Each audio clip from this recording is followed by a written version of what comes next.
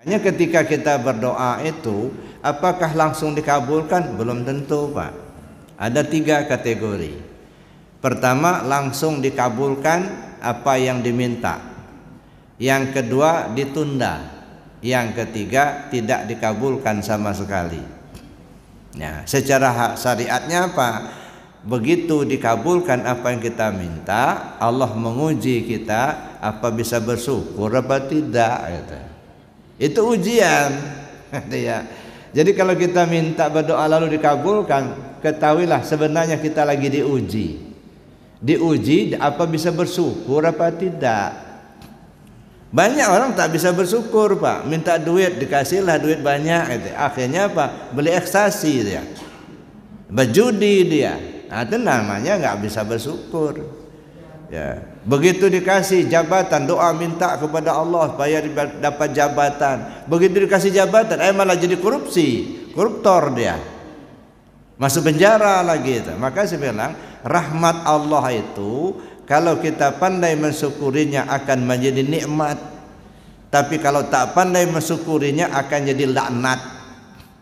Ya, betapa banyak orang yang mendapatkan rahmat tetapi gak pandai mensyukuri, akhirnya jadi laknat. Ya, dapat jabatan, gajinya saja gak habis dimakan sebulan sama anak bininya. Ya, masih juga korupsi, belum lagi tunjangan. Ya, masih juga hak orang diambil juga. Nah, ini namanya gak pandai mensyukuri itu ya. Itu satu. Jadi kalau kita berdoa langsung dikabulkan, itu Allah menguji kita apa bisa bersyukur apa tidak. Yang kedua ditunda. Ya mungkin kita berdoa, ya Allah berilah saya rezeki ya Allah agar saya bisa menunaikan ibadah haji. Sampai tua belum juga bisa berangkat. Ya dah.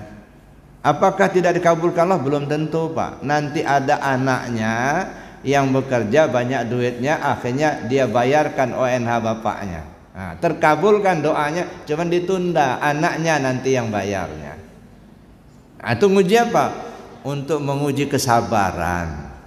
Sabar enggak? Gitu. Jadi doa ditunda oleh Allah, dikabulkannya supaya Allah menguji kesabaran kita. Itu satu. Yang kedua.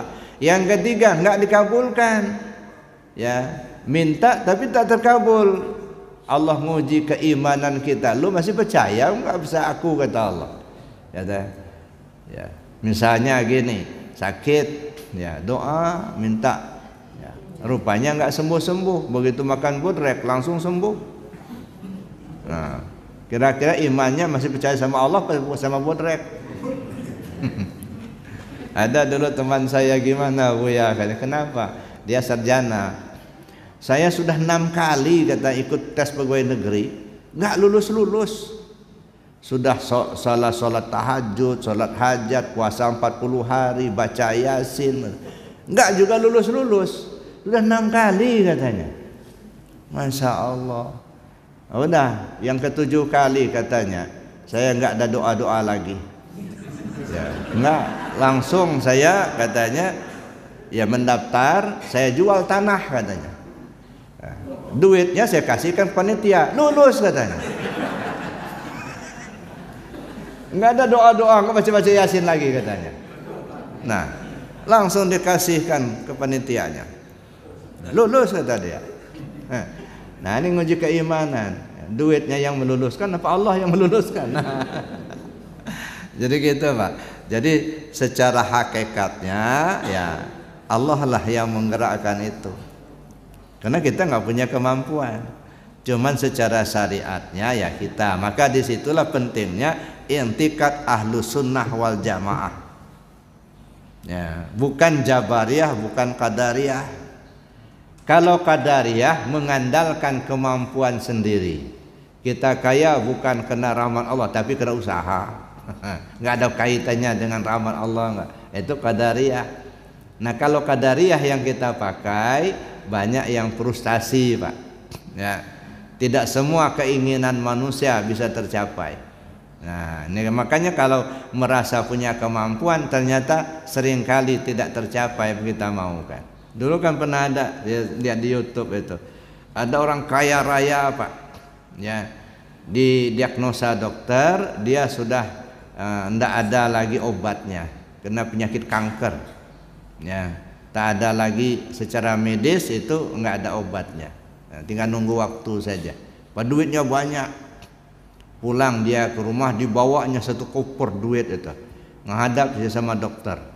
Pak dokter, ini ada uang, saya kasihkan semua sama, tolong saya, katanya, selamatkan saya.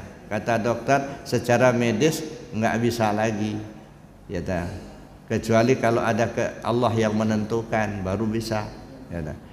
Nah, karena dia mendengarkan penjelasan itu nggak ada obatnya lagi, akhirnya dia keluar dari rumah sakit itu ke jalan besar, ditaburin semua duitnya itu.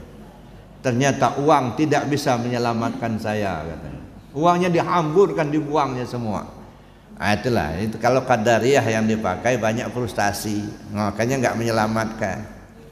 Kalau jabariyah yang dipakai, hukum sudah nggak berlaku lagi.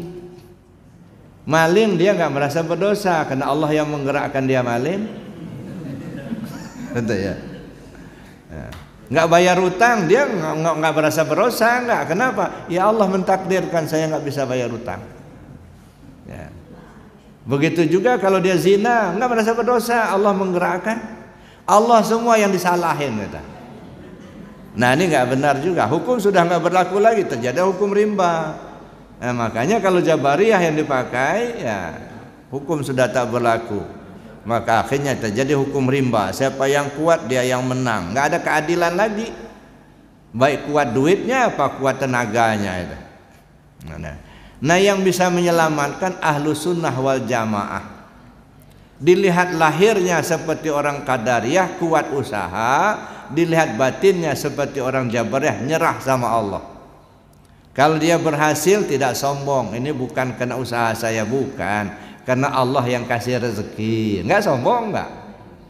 Kalau dia gagal, nggak frustasi pula, bukan nggak ada usaha, Allah belum mengizinkan, tenang. Makanya intikat Ahlussunnah wal Jamaah itulah yang bisa menyelamatkan kita. Lahirnya kita kuat usaha, tapi batinnya Allah lah yang menentukan.